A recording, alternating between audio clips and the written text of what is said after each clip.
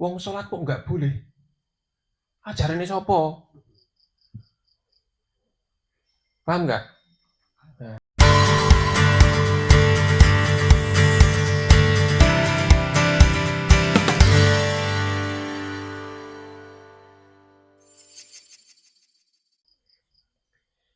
orang yang seperti apa? Kata Ali bin Abi Thalib, yang pertama, jahilun mutanassikun.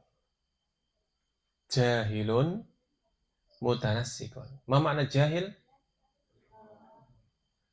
Ma makna jahil? Mutanassik, nusuk, mutanassik, nassaka yunassiku mutanassik, min kalimatin nusuk, wa arina manasikana wa tub alaina. Ma makna nusuk? Ada muradifu yani ibadah. Ma makna? Ibadah. Jadi jahil dan ahli ibadah. Nah, ini model orang pertama yang susah bikin alah tobat. Nah ini. Jadi ahli ibadah tapi bodoh itu akan banyak melakukan penyimpangan-penyimpangan, banyak melakukan kekeliruan-kekeliruan, kesalahan-kesalahan. Tapi karena semangatnya untuk beribadah dan ada keyakinan besar tentang kebenaran yang dia tempuh, dia jalani, orang seperti ini seringkali itu susah diingatkan. Susah diingatkan. 2003, 2004 saya pernah tugas di Gunung Kidul, Yogyakarta. Satu hari sholat asar, kemudian di musola saya bertugas itu ada seorang bapak-bapak, ya mungkin usianya sudah 50, hampir 60. Setelah sholat asar selesai, itu kemudian beliau berdiri, kemudian sholat sunnah. Ada yang pernah sholat ba'diyah asar di sini? Man minkum sholla ba'diyatal asri. Siapa yang pernah sholat ba'diyah asar? Sudah pernah ba'diyah asar? Ada yang pernah di sini? Belum pernah? Wah, berarti kalah sama bapaknya ini. Ini bapaknya ini habis sholat asar kemudian sholat ba'diyah. Saya perhatikan. Selesai sholat saya tanya, yang saya Pak, kalau mau sholat nopo? Barusan tadi sholat apa Pak? Bapaknya bilang sholat sunnah Mas. Kemudian saya sampaikan ke beliau, Pak, mohon maaf, kalau setelah asar itu tidak boleh sholat sunnah. Beliau kaget, wong sholat kok nggak boleh? Ajarannya sopo? Paham nggak? Nah, sholat itu baik apa buruk? Bener apa salah? Lah sholat kok ra entuk piye iki? Nah, saya waktu itu baru kelas 5, 2 aliyah. Kelas 2 aliyah, sehingga saya juga belum bisa menyampaikan argumen yang kuat gitu kan. Sehingga ya saya diam saja. Aduh, piye arep jelas gitu. Nah, gitu. Sehingga kemudian inilah di antara bahaya. Kalau kamu punya semangat untuk beribadah tapi nggak punya ilmu yang cukup. Sekarang banyak orang itu melakukan ritual-ritual, praktek-praktek yang mereka merasa itu mendekat kepada Allah. Mereka merasa itu ibadah yang dicintai oleh Allah. Mereka merasa itu sebagai sesuatu yang ma'ruf, padahal itu tidak dituntunkan atau bahkan dilarang. Nah, banyak orang yang sekarang seperti itu. Merasa mendekat kepada Allah padahal jalannya itu keliru. Itu seperti kamu itu pengen berangkat ke Banjarnegara. Keluar dari sini sampai ke aspal sana di Petambakan, kemudian kamu belok kanan. Mantep. Jalan ke utara, naik terus. Ya, Banjarmangu naik, Kalilunjar naik. Tanya orang, mau kemana mas? Ke Banjarnegara. Oh, Banjarnegara sana mas? Oh enggak, saya mantep ini jalan saya. Nah, Mungkin mau muter lewat Dieng, Wonosobo, terus Selamerto, Banjarnegara. Orang Dieng kan kalau mau ke Banjar lewat Wonosobo ya Mas ya? Ustaz, ya? Apa antum dari sini juga ke Wonosobo dulu? Nah, sekarang banyak orang itu kondisinya begitu. Nah, sehingga harus kita hindari. Jangan sampai menjadi orang yang jahil meskipun ahli ibadah. Dan jahil ahli ibadah itu banyak dijadikan sebagai percontohan atau analogi dalam hadis. Di antaranya kisah tentang pembunuh yang membunuh 99 orang, kemudian dia insyaf, sadar, kemudian pengen tobat, gitu kan? Akhirnya datang kepada ahli ibadah. Tapi bodoh. Ya, ahli ibadah tapi tidak punya ilmu. Tanya. Total tutis anutis. Saya sudah membunuh 99 orang. Apakah bisa saya taubat diampuni sama Allah? Si ahli ibadah karena dia, wah aku sing ibadah terus sirung karuan ditambah. Iki wong mateni kok. Gitu kan? Yang ahli ibadah saja belum tentu itu diampuni dosanya sama Allah. Lah ini jelas-jelas pembunuh. Masa diampuni? Nah, enak banget. Jawaban si ahli ibadah itu mengatakan, wah tidak mungkin membunuh 99 orang. Akhirnya si pembunuh ini merasa kecewa karena emosi, sekalian aja ahli ibadah dipateni sisan. Genep 100. Setelah membunuh si ahli ibadah itu, dia kemudian sadar. Wah, wah tobat kan malah mateni wong maning. Nah, kemudian akhirnya dia apa? Insafnya datang lagi, kemudian dia mencari ahli ilmu. Bukan ahli ibadah, tapi ahli ilmu. Maka si ahli ilmu ini tahu bahwa orang kalau mau meninggalkan keburukan, kemaksiatan, di antara caranya adalah dengan berhijrah. Tinggalkan kota buruknya, tinggalkan lingkungan buruknya, berpindah kepada lingkungan yang baik. Ya, seperti kamu. Kira-kira lingkungan di rumahmu sama di pondok bagus di mana? Kalau begitu kamu nggak usah lulus dari pondok, di situ saja. Yang penting SPP ini lancar.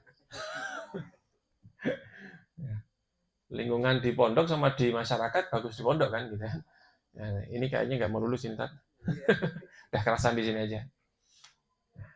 Ini hijrahmu dalam rangka untuk meninggalkan lingkungan yang buruk kepada lingkungan yang baik.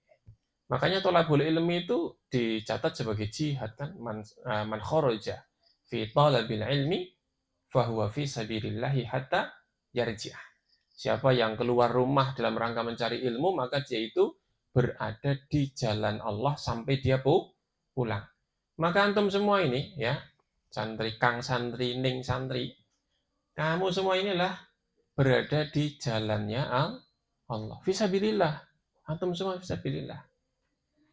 Tapi ada pesan, Ustaz Bahtiar Nasir itu pernah pesan ke kami, la ta'sillaha wa anta fisabilillah. Kalau kamu sudah paham, sudah sadar, sudah ngerti bahwa kamu itu sedang di jalannya Allah, jangan maksiat di jalannya Allah. Di sini ada yang merokok nggak? Nggak ada. Sekarang sih nggak ada ya. Man minkum tasrab duhan. Santri putri ada yang merokok? Wah ini putri merokok gundul aja kan. Kalau di Merden itu kalau melanggar putri pakai jilbab warna-warni. Kalau di sini apa? Sama. Wah ini kayak jadi tren ya. Dulu saya mondok 6 tahun nggak ada seperti itu. Putri melanggar itu nggak ada jilbab warna-warni. Karena santrinya putra semua. 6 tahun.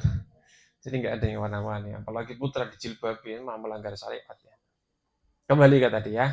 Jadi ini model manusia pertama yang kata Ali bin Abi Thalib, orang yang bikin tobat, orang yang pokoknya angel dikandani, ini perusak yang susah untuk dibenerin. Ya, jangan sampai kita menjadi orang yang seperti ini. Ahli ibadah tapi tidak punya ilmu. Ahli ibadahnya bagus, tapi nggak punya ilmunya itu bisa menyesatkan. Karena dia nanti ditanya orang, dikiranya orang alim, ternyata orang menyesatkan. Ditanya yang halal, dijawabnya haram, ditanya yang haram, dijawabnya halal. Yang harusnya boleh, dia bilang, enggak boleh itu. Yang harusnya enggak boleh, malah enggak apa-apa. Nah, ini muskilah, masalah. Ya. Yang kedua, kata Ali bin Abi Thalib, 2 poin saja. Kata psikolog itu, orang itu biasanya menangkap itu paling efektif 3 poin. Lebih dari 3 itu biasanya sudah meleset, itu udah nggak nyantol. Nah, kalau kurang dari 3 itu biasanya cukup kuat. Nah, kalau pelajaran kok satu pertemuan sampai 5 bab, 6 bab itu sing ngajar sing ora patek nggo perasaan. Nah, jadi ini 2 poin saja. Yang kedua kata Ali bin Abi Thalib, alimun mutahattikun. Alimun mana alim? Nah, du ilmin, dzabil ilmi. Walakinnahu mutahattikun.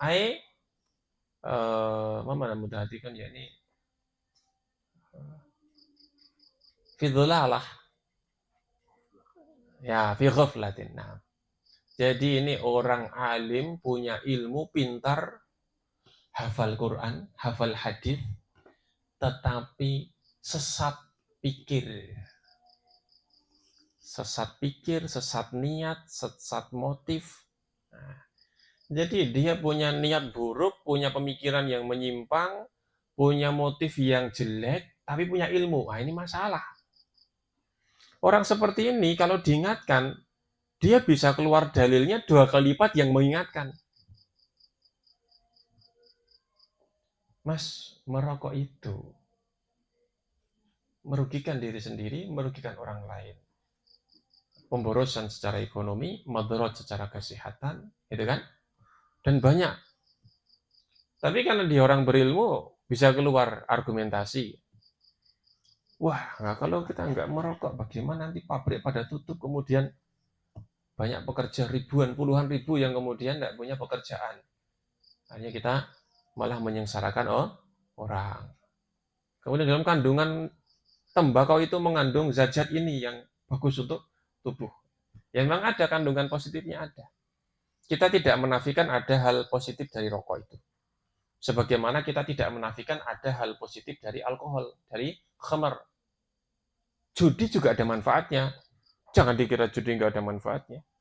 Fihima manafi'ul linnas. Walakin apa? Wa ismuhuma akbar. Nah, jadi dalam judi dan khamar itu ada manfaatnya, tetapi madharatnya, ya dosanya itu lebih besar daripada manfaatnya. Dengan kaidah itu saja Allah itu mengharamkan khamar dan judi. Nah, rokok juga ada manfaatnya, tapi madharatnya lebih besar apa lebih kecil? Nah, gitu kan. Nah, sehingga harus kita renungkan betul-betul masalah rokok itu ya. Nah, maka kelompok yang kedua atau model manusia kedua ini ahli ilmu tetapi menyimpang. Ini wanti-wanti saja. Tidak jaminan ya anak-anakku bahwa kamu mondok, kemudian hafal Quran, kemudian hafal hadis, paham maknanya, paham tafsirnya, itu kemudian jaminan bahwa kamu nanti akan jadi orang yang baik, solih. Itu bukan jaminan. Ketika hatimu itu tidak lurus, motifmu tidak lurus, ambisimu, niatmu, tujuanmu, cita-citamu tidak bersih, tidak baik, sangat besar kemungkinan nanti ilmu yang kamu miliki hanya akan kamu peralat untuk membela nafsumu. Banyak sekarang orang itu menggunakan ilmunya hanya untuk kepentingan duniawi dan pribadinya. Dalil keluar, hadis keluar, kaidah usul keluar, usul fikihnya, kuwaid fikihnya keluar, tafsirnya keluar, untuk membela nafsunya. Banyak. Misalkan ya, ada yang motifnya itu menumpuk kekayaan, nanti akan muncul dalil-dalil tentang keutamaan orang yang memiliki harta. Nah, padahal harta ini hisapnya berat itu kan. Min ainak tasaba wa ila aina. Jadi ditanya dari mana dan kemana. Jadi uang ini harta ya, bukan hanya uang ya. Harta itu halalnya dihisap, haramnya diadab. Kamu pilih yang mana? Dihisap. Halal saja dihisap, haramnya langsung diazab. Udah. Nah, tapi ini bukan bukan mengajari supaya tidak usah cari harta gitu ya. Jadilah kaya, tetapi jangan sampai kekayaan itu melenakanmu. Silakan baca Al-Kahfi, itu nanti ada kisah tentang si kaya dan si miskin itu ya. Wadrib lahum masalah rojulaini ja'alna dan seterusnya itu. Nah itu kan si kaya miskin yang kemudian yang kaya angkuh, sombong, lupa diri, kemudian dimusnahkan kebunnya, kemudian baru sadar gitu kan. Nah, atau alhaakumut takasur itu juga peringatan tentang harta benda. Maka anak-anakku yang dirahmati Allah, dalam menuntut ilmu ini ada dua hal yang perlu kamu perhatikan. Yang pertama adalah ikhlas, ya. Ikhlas ini motifnya betul-betul mencari ridho Allah Subhanahu wa taala. Nah, ini bagian dari kelompok manusia pertama tadi, ibadah. Orang ibadah itu ikhlas, gitu kan? Ikhlas, dia semangat untuk beribadah kepada Allah. Tetapi kalau kemudian dia nggak punya ilmu, mungkin dia melakukan hal-hal yang tidak dituntunkan atau bahkan bertentangan dengan syariat. Dan dia merasa sudah benar. Niatnya ikhlas, tapi caranya nggak benar. Tapi tetap kita harus mengapresiasi ya, dan mengambil bagian dari orang pertama itu yaitu keikhlasannya. Nah, hal yang kedua yang harus kita miliki dalam menuntut ilmu itu adalah apa? Benar dalam hal niat, dalam hal cara, dan dalam hal tujuan.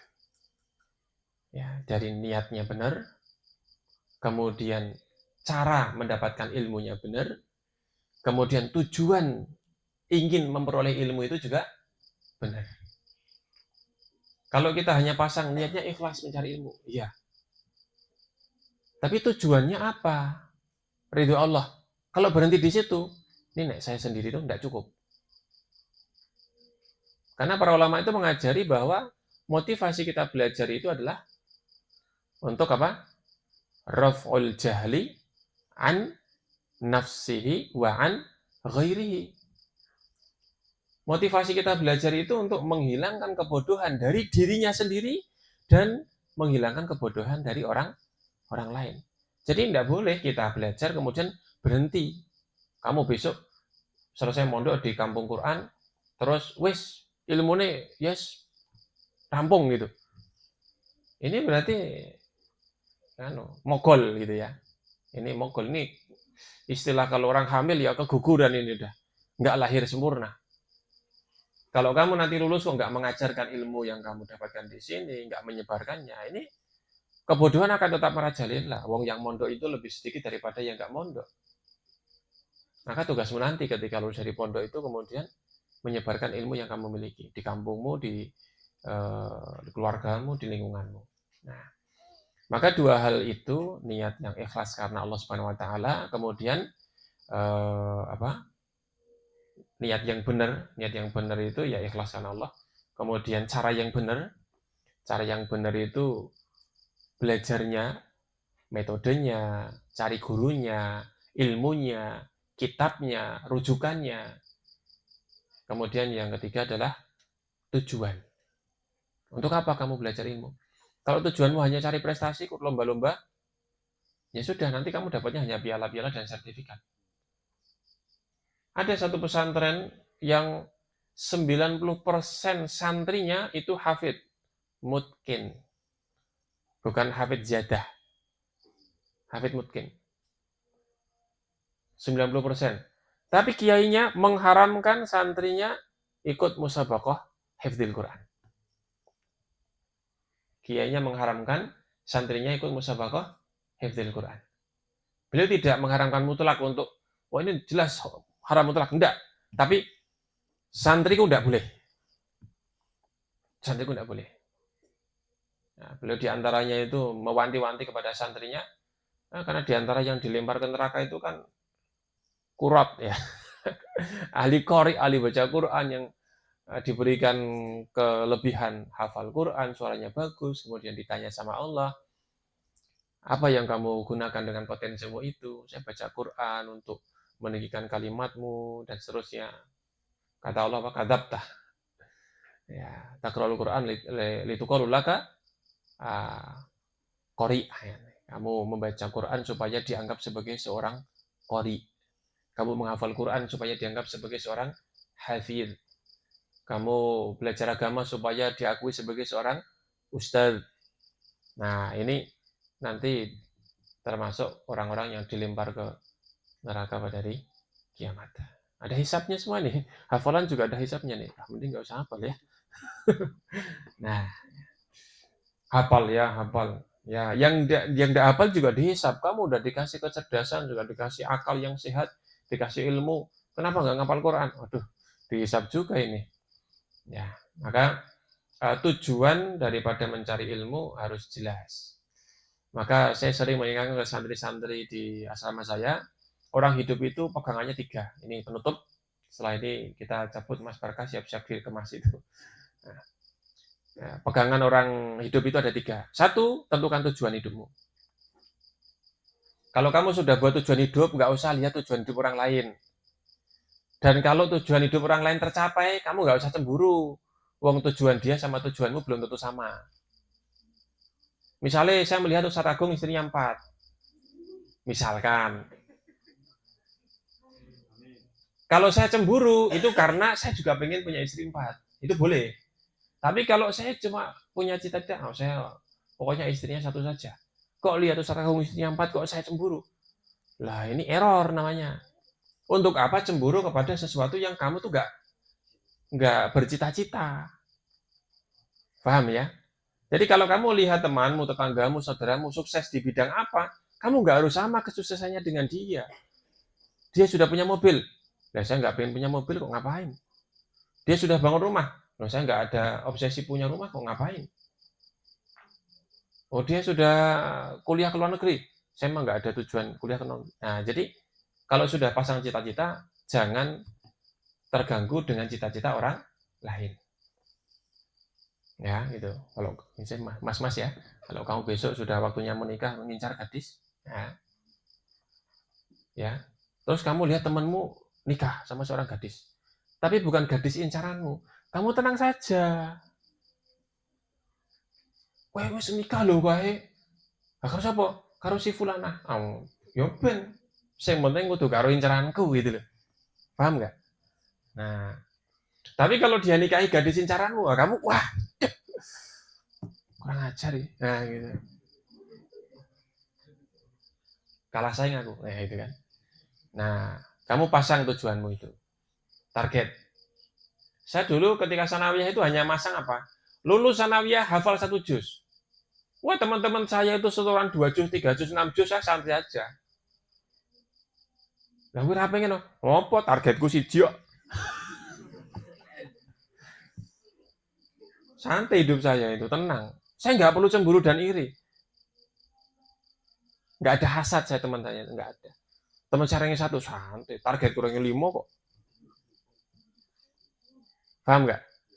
Nah, ya ini bukan saya mengajari bikin target rendah, jangan ya. Tapi artinya kalau kamu sudah pasang cita-cita, kok lihat cita-cita orang lain tercapai, jangan kamu terganggu. Karena hidupmu nanti tidak akan pernah bahagia selama standar bahagiamu itu menggunakan cita-cita orang lain. Seperti seorang anak, bapak naik keledai itu. Tanya sama Salagung ceritanya itu ya. Besok ceritakan saat. Nah, yang kedua yang harus kita pegang itu adalah cari metode atau wasilah untuk menuju cita-cita tersebut. Ya, jadi kamu pikirkan, kamu renungkan bagaimana untuk mewujudkan keinginanmu itu. Saya pengen jadi hafid Quran. Gimana caranya?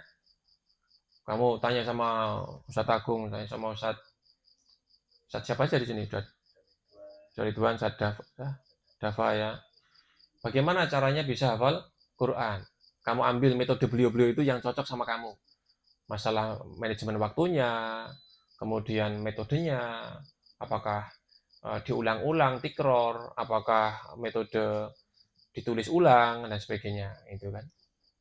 Nah, jadi pilih metode yang pas. Kamu pengen jadi orang kaya, sukses. Bagaimana metodenya? Sesuaikan dengan kondisimu. Saya punya anak asuh, ketika tak tanya setelah lulus SMK itu, saya targetmu boleh. Pengen jadi wong sugih, Mas. Nah terus nggih kerja. Ya wis. Kono kursus Korea, besok kerja Korea. Karena kerja di Indonesia mau gaji 20 juta, 30 juta kan susah. Udah, TKI saja. Nah, sekarang sudah berangkat di Korea. Gajinya berapa? 25 juta. Wes, besok awis sugih Bali. Karena cita-citanya pengen jadi orang kaya. Waktu awal-awal pengen jadi orang kaya. Terus piye? Nah, pengen nyopir. Jadi sopir ora suka-suka. Nah, jadi metode kamu temukan, kamu pikirkan. Yang ketiga, kamu berjalan menempuh metode yang sudah kamu rencanakan menuju cita-cita yang kamu inginkan. Dah. Jangan dibalik ya. Jadi kamu itu pertama tentukan dulu cita-citanya, yang kedua pikirkan caranya, baru yang ketiga mulai melangkah. Jangan dibalik. Sing penting melangkah, mlaku. Carane kepiye? Pokoknya kaya banyu mili lah, pasrah. Nah tujuannya nanti sak tekane. Ya semua orang nanti tujuan akhirnya sama, liang lahat. Ya. Kalau kamu nggak punya tujuan, maka tidak ada istilah sukses. Kamu sudah bisa bikin bangun rumah 2 lantai, terus kamu merasa sukses. Lah, cita-citamu dulu apa? Kok kamu merasa sukses? Ya. Maka standar kamu dianggap sukses itu ketika cita-citamu tercapai. Kalau nggak punya cita-cita, mau kayak apa kayanya, mau kayak apa berhasilnya, itu tetap tidak dianggap sukses. Ya, mudah-mudahan manfaat. Demikian Ustaz Agung dan para satid serta santri putra-putri Kampung Quran, mudah-mudahan manfaat, menjadi motivasi, dan mungkin ya bisa jadi pegangan. Kalau saya tulis di lemari saya, di dalam lemari itu tempeli cita-cita, cara, kemudian aksi. Misalkan cita-citanya, saya semester ini ranking 1. Caranya, pahami pelajaran di kelas, murojaah ketika gurunya keluar. Tidak perlu belajar di kamar. Saya dulu begitu. Karena saya memang nggak pernah belajar di kamar, nggak pernah belajar di luar kelas. Jadi kalau belajar ya hanya ketika gurunya mengajar, gurunya keluar, ada gap sekitar 15 menit atau 10 menit pergantian guru, tak murojaahai. Yang nggak paham langsung tanya ke temannya yang master gitu. Setelah itu udah. Kok minggu depan saya sudah lupa, berarti mancen goblok aku. Makanya dulu saya kalau besoknya ujian itu malam harinya saya ngangkring.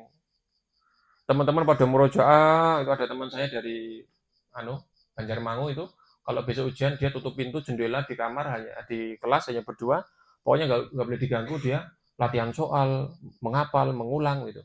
Saya enggak, saya ke kantin, kemudian ngobrol. Ora sinau her, apa sinau barang, yakin ranking 1 sih. Betul ranking 1 saya, makanya jadi ustad. Iya, sombong ya.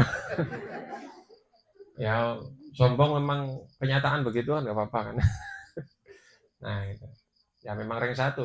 Pernah maksudnya. Tapi ketika targetnya ranking 5, pernah saya jadi ranking 9. Meleset itu, jauh banget itu. Nah itu saya cemburu saya teman-teman. Nah, demikian. Saya mohon maaf apabila ada yang salah dalam saya menyampaikan. Semoga selalu sehat, diberikan kemudahan, bahagia dalam belajarmu, lancar, semuanya bisa menjadi hafid Quran yang mungkin tercapai cita-citamu semuanya. Para ustadz-ustadzah diberikan keistiqomahan dan keikhlasan. Aku lu qouli hadza wa astaghfirullahaladzim. Assalamualaikum warahmatullahi wabarakatuh.